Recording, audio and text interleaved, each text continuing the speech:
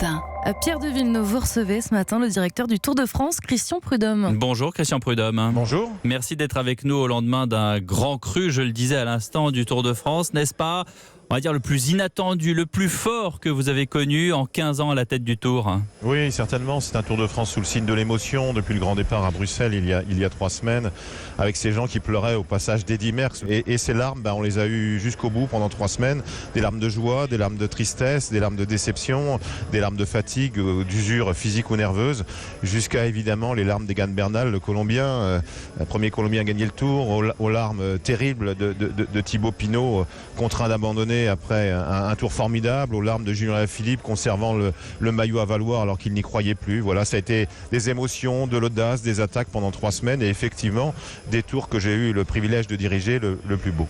En termes d'hommes, en termes de rupture de rythme, en termes d'intempéries, ça a été complètement fou ce tour. Oui, vous savez, on dit souvent, parce que c'est vrai que le Tour de France a une imagination débordante, elle a été plus fertile que jamais, en tout cas plus fertile que lors de ces 10 dernières années, sans aucun doute, durant ce mois de juillet, avec effectivement tout, avec des exploits, des attaques, avec 40 degrés et 48 heures après, 12 degrés. Cette canicule, ça a été une donnée nouvelle. On va devoir en tenir compte pour les futures éditions. Alors, la canicule sans doute, mais les ruptures de température et de phénomènes extrêmes, effectivement oui, puisque c'est donc la première fois qu'il a fallu arrêter la course, qu'une étape n'est pas allée jusqu'au bout. Et on m'a félicité pour la décision prise. Je peux vous dire qu'il y avait d'une certaine manière plus de décision parce qu'il n'y avait plus de route. Donc on risquait pas de continuer.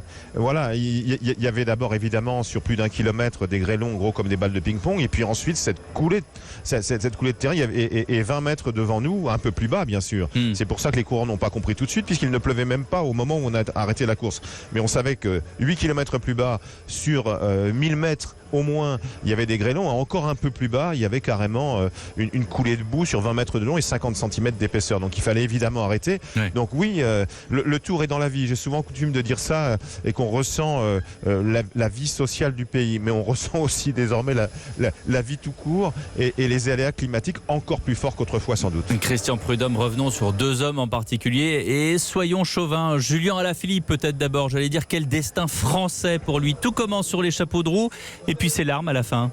Oui, parce que c'est le numéro 1 mondial, Julien Alaphilippe. Un Français et numéro 1 mondial dans le cyclisme. Mais ça n'est pas un grand grimpeur. On sait très bien qu'au-delà d'une certaine altitude, avec l'accumulation des cols, il ne tient pas, en tout cas pas encore aujourd'hui. Alors il a tenu bien plus longtemps qu'on l'espérait, bien plus longtemps qu'on l'imaginait. Il a tenu 14 jours lui-même.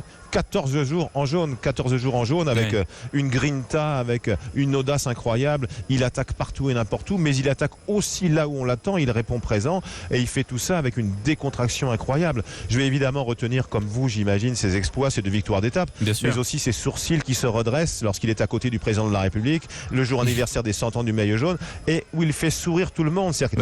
Il a réussi à conquérir les cœurs par son audace, par sa fougue, par son côté naturel. Voilà, tout simplement, il est gentil. Je le voyais après les arrivées d'étape, lorsqu'il était maillot jaune, rester tard. Je me disais en moi-même, mais va à l'hôtel, rentre, protège-toi. Et non, il restait parce que quelqu'un lui demandait. Vous avez sans doute vu aussi sur les réseaux sociaux cette image où il donne à un petit gamin qui tremblote son maillot jaune pour qu'il ait moins froid. C'est quelque chose d'absolument exceptionnel qui dit bien ce qu'est le bonhomme. C'est quelqu'un de très sympa, quelqu'un de très simple, quelqu'un de très naturel, qui est resté lui-même pendant ces 3 semaines du Tour de France. En tout cas, on peut dire, Christian Prudhomme, qu'il a donné un nouveau souffle au cyclisme français. Oui, au cyclisme international même, parce que le cyclisme était souvent trop cadenassé ces dernières années, en particulier dans la plus grande course du monde, qu'est le Tour de France, parce que c'est le plus important. Là, on va défendre une 7e place au classement général, on va défendre un maillot à pois, on va défendre un maillot vert, etc., le classement par équipe. Donc on n'est plus sur ses positions, et lui, il a fait sauter tout ça. Il a dit très rapidement, vous savez, pour gagner le Tour, il faut compter ses coups de pédale, et moi, je ne compte pas. Voilà, il finit à la 5e place. On aurait pu se dire, formidable qu'il soit sur le podium, je crois qu'il l'aurait mérité. Ça c'est comme les grands chefs cuisiniers qui comptent pas du tout les cuillères d'huile d'olive ou quoi que ce soit, ils font du feeling, et ça aussi c'est la force de Julien Alaphilippe. Le vainqueur, c'est Egan Bernal, qui a fait la différence dans les étapes de montagne parce qu'il est montagnard.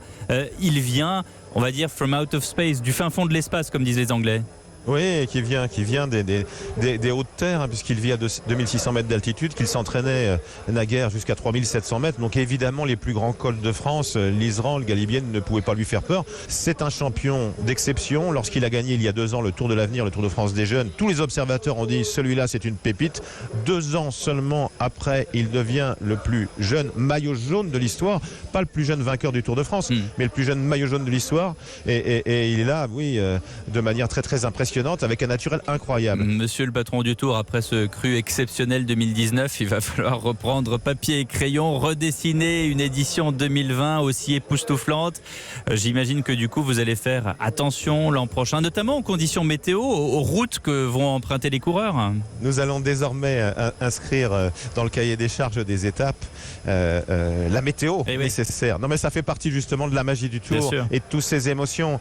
On ne peut pas savoir. Et c'est ce qui fait aussi le charme du Tour et ce lien d'émotion formidable. J'ai vu aussi pendant 3 semaines des gens au bord des routes avec des sourires partout, des Français, des étrangers, des anciens, des jeunes, des femmes, des hommes. C'est ça le Tour de France. Le Tour de France, c'est la plus grande course cycliste au monde, mais c'est bien plus que ça. C'est mettre en évidence notre pays dans 190 pays. 190 pays dans le monde reprennent les images du Tour de France sans en direct, avec des gens qui sont simplement contents dans la route. Et ça fait vraiment plaisir, ça sans aucun doute. Et puis, évidemment qu'on attend en 2020, on a hâte. Non mais là, vous ne dites rien. Donnez-nous quelques indices pour 2020, Christian Prudhomme. Alors, je l'ai dit, on ne montera pas aussi haut qu'en 2019, que cette année, mais ce sera toujours un peu la même chose, c'est-à-dire le même esprit, et essayer de faire en sorte d'avoir des étapes les plus différentes les unes des autres le plus souvent possible. Après, ce sont clairement les coureurs qui font la course. Le Tour de France 2019, avec ou sans Julien Alaphilippe, Thibaut Pinot ou Egan Bernal, ce ne serait pas la même chose. Ce que j'espère évidemment, c'est qu'ils seront tous là avec le même enthousiasme et la même force l'année prochaine pour le grand départ à Nice, et qu'on aura une épreuve tout aussi emballante sur ce même mode de l'audace, de l'attaque, de l'offensive. Eh bien, merci beaucoup Christian Prudhomme, directeur du Tour de France, d'avoir été avec nous ce matin sur Europe 1. Merci beaucoup.